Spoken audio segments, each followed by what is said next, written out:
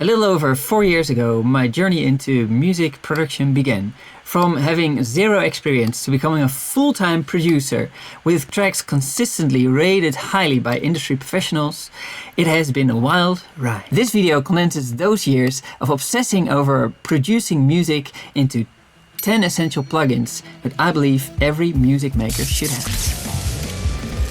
Before we dive into the video, at the time of recording, this channel has just 60 subscribers. If there's anything I can improve, let me know in the comments, but please be respectful in your reaction. Hello? Anyone out there? Nothing. Guess I need to figure this out on my own. It seems easier said than done. What do I have to say? And how will the world listen? Few people listen to Wonderful World. It captures how I feel, but my head hears more than my hands can create. I think that might be a good thing. How do I bridge this gap? How can I grow there? After months with GarageBand and Audition, I've hit a wall. I want to add something called plate reverb to my vocals, to make them sound less harsh and naked and amateur, but these two apps don't have that. I need better software. Maybe Cubase Elements or Ableton Live can solve this. Yeah, I'll stick with Cubase Elements for now. It's German, tools I need are built in, Hans Zimmer uses it, and it only costs $100. I also found some great resource material on YouTube channels like Make Pop Music and this guy called Dom Cigales. Ahola, I think he's Spanish. I posted a video each month so far, so at least I'm maintaining some output. Nora is born. She's just so tiny and soft and beautiful. Her eyes are like the universe, like nothing I've ever seen. I may not have much time for music the coming month. I'll give live all I have now, see where this leads. Didn't update the log last few months, sorry. Also no videos. It's just, between wiping poop off the walls and boring work stuff, music has taken a back seat. I've been poring over any knowledge I can get my hands on though, experimenting in Cubase and learning as much as I can. Beginning to feel comfortable in Cubase. I'm especially fond of the maximizer, it gets me instant results. Flip it on, turn the knob and boom, the track is there. Today I'll start on the cover of Ed Sheeran's Visiting Hours. Feels like the words capture this year's emotion well. Working on my first original, but I'm really stretching Cubase Elements to its limits. I downloaded a free BBC Spitfire orchestra and it's amazing, but Cubase Elements is definitely not built for this. I think I'll upgrade to Cubase Artist. It's 120 euros plus a nifty USB dongle for another 20. So old school. Hopefully it'll be worth it. Found a plugin called Tape Mellowify by Arturia. It sounds incredible on my SV1. Cubase Artist is perfect, by the way. It includes the Retrolog 2 synth. Man, that thing has some dope sounds. And also, a very nice looking tool called Magneto 2. Sounds cool, right? I got no clue how to use it. Lots of discovery to do this year. Alright, videos posted. Next up, maybe a darker synthwave track. Got some great ideas. Let's see what the Retrolog can do. Solving EQ. The biggest challenge is getting a grip on all these different tools and plugins. I need tools that help me grow better. I found a company that is pushing an EQ plugin, machine learning, to match EQ profiles to a track. This could really help me understand equalization better. It also matches EQ settings of tracks in regard to other tracks so that mixes stay clear. They call it spectral equalizing. Welcome to the future. That is exactly what I need. Boom! The synthwave track Shackled Parade is out. Couldn't be more thrilled. It's a bit soft compared to other tracks and the chorus doesn't hit as hard as I would like, but overall I'm pretty happy with my first official release. Started working on a song for my sister's wedding, but it's been tough to find time. Sometimes I find myself late at night obsessing over tricky timing issues or just randomly experimenting by putting things in things and pushing weird buttons I swear I've never seen before. It's a balancing act between work and passion. Such is life. More issues. I can't seem to nail the sound I'm aiming for. 2 months of fiddling, but the fiddles just don't fit. Might have to redo the strings altogether. I need the end of the song to feel like a flower opening. Song is done. Found a cool reverb plugin called Valhalla. Takes the vocals out and into the atmosphere. Man, this project was time consuming, with so many moving parts, but finishing it feels incredibly rewarding. Starting a new song today, inspired by the boundless energy and creativity of the kids. Sam's energy is absolutely baffling, and I love watching Nora learn how to speak. It's like she's capturing and recreating every sound she hears. They're a tempest of colors, singing all around. I decided to buy another plugin, the Sonox Claro. It let me recolor sonic information easily, so it felt good fit for this project.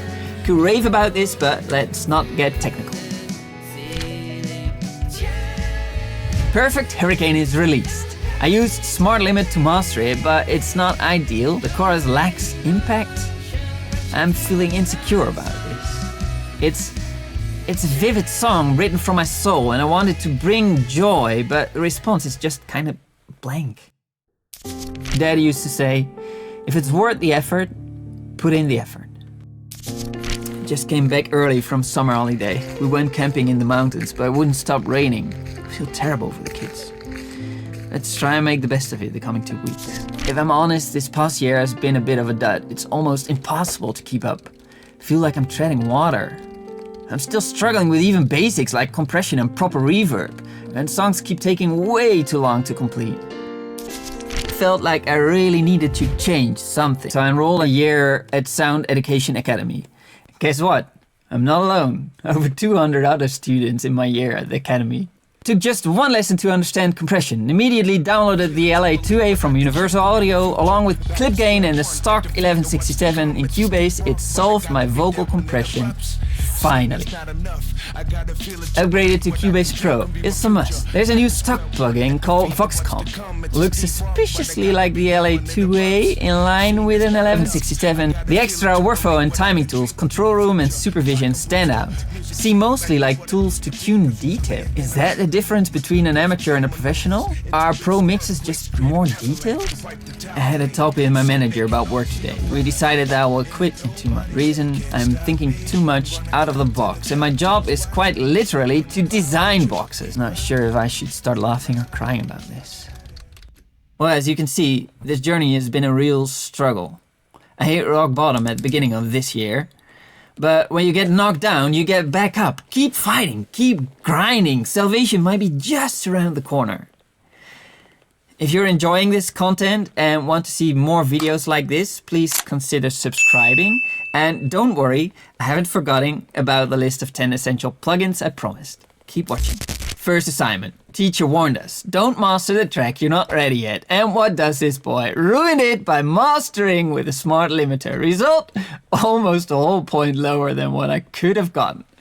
Still a 7.4. I kinda hope for a better grade. This is not a great start. Got the chance to record a live version of Perfect Hurricane at Studio Moscow. The grade just came in. The most critical assessor of the academy, a veteran sound engineer, did the assessment. Guess what? 8.3 out of 10 with a solid 10 out of 10 for the vocals. Now we're talking. Let's go! I decided to start my own company as a music producer. I know, I don't even finish the academy, but I got a notice from heaven that said, if you want to go for it, this is your chance. This might be the stupidest thing I've ever done. Oh, where is this going to end? Mastering. I invested in a pair of headphones last month in preparation of the mastering assignment and grinding my hearing skills on Sound Gym.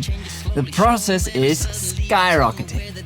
I also made a phonetic frequency card. It helps pinpoint any frequency. This is so good. In theory, I should be able to nail this assignment now. Hopefully I can make a comeback on mastering after disappointments earlier on this topic.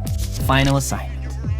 I just took a leap of faith and contacted the Dutch tenors to see if I can produce a single for them. There are 30k subscribers on YouTube. I don't suppose they will accept, but it's worth the shot. Got another grade, 9.2 out of 10 for the MP song Bring the Horizon, assessed by no one else less than Camille Damen. Only feedback I got was it's very short. I kind of made it that way on purpose. If you want more, listen to it again. Counts as 2 streams. Used the new Cubase Pro vocoder in it. And despite some weird bugs, it gave me exactly the sound I was looking for. I also used the color synths and the Collier choir combined with a volume pulse modulator. After a few interesting conversations, the tenors accepted. I'm going to write and produce a Christmas single for the Dutch tenors. Can't do this alone though, let's get a team together. Woo! Great for the mastering assignment came in. 8.7 out of 10. Nailed the toughest assignment of the year. What a comeback! Use spectral dynamics, EQ, multiband saturation and the wise mastering chain on it. I feel like I just defeated the final boss. Of course, there is an even bigger boss behind the final boss. 2 heads, no less. Got the Dutch tenors production and the final test coming up. 500 pages of theory to be tested in a 4-hour exam. Focus on the tenors project for now. We hit a whopping 60.5 gigabytes of data. During the first mastering iteration of the Dutch tenor song, I lost the impact of the most important section of the song. This problem almost had me. Turns out it was a loudness versus dynamics issue. This must be the most big brain problem I've ever solved. Never knew emotional impact in music could be measured. Received my degree today. Passed with a 9 on average, lowest degree on the list, 8. Final assignment, 9. No retakes in a class where less than half of it made it to the finish line. Well, I guess I should start cracking the next nut. The moment you've all been waiting for. Let's unpack the 10 essential plugins for Cubase in 2025. If you skipped here, I want to encourage you to go back and watch the whole journey. Biggest conclusion.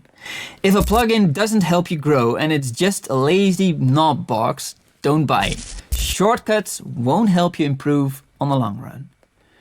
With that said, on number 10, the LA2A. This one probably needs no explanation. It's the only one knob plugin I'll allow on this list. Well, technically it's 2, but one of them is basically a volume knob. On number 9, the 1167 style vintage compressor. 1167 style compressor is a classic. This old-timer is a must in every mix. Taming peaks in vocals, adding punch in drums, or cranking in parallel for some sweet extra harmonics. On number 8, the Tape Mellify. I love this thing. Perfect for creative tape stops or pushing instruments back in the mix, and it's also perfect as a backing vocal source. Number 7, the Valhalla Supermassive. Reverb is tough. There are many good options, but the Valhalla stuff is just so good and versatile. Can't go wrong with any of their verbs. Number 6, Relvoet 2.0. How can this not be on the list? It's all you want from a classic synthesizer. If Steinberg made it hardware, it would be instant legendary. On number 5, the Maximizer. The Maximizer deserves its place in the list because it does the job impressively transparent. The job being that you take audio and you push it into a set ceiling. Instead of the stock Maximizer in Cubase, you can also use something like the Inflator by... forgot the company. Number 4, the Quadro Fuzz.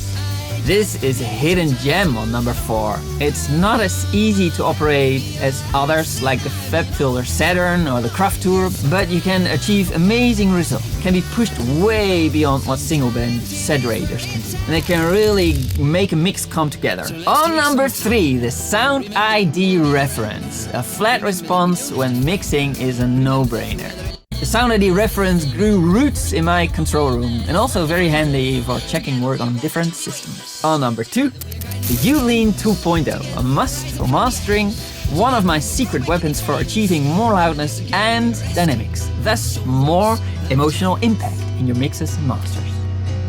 And on number 1, the Smart EQ 4 deserves the top spot for doing everything an EQ do in a very clear way, but quite uniquely it uses smart algorithms to clean up your mix and give tremendous feedback. Maybe only the new FabFilter Pro Q4 is in the same league. But for its price, the Smart EQ 4 is unbeatable and essential for your production arsenal. There you have it, the 10 essential plugins and some insight into how this list came to be.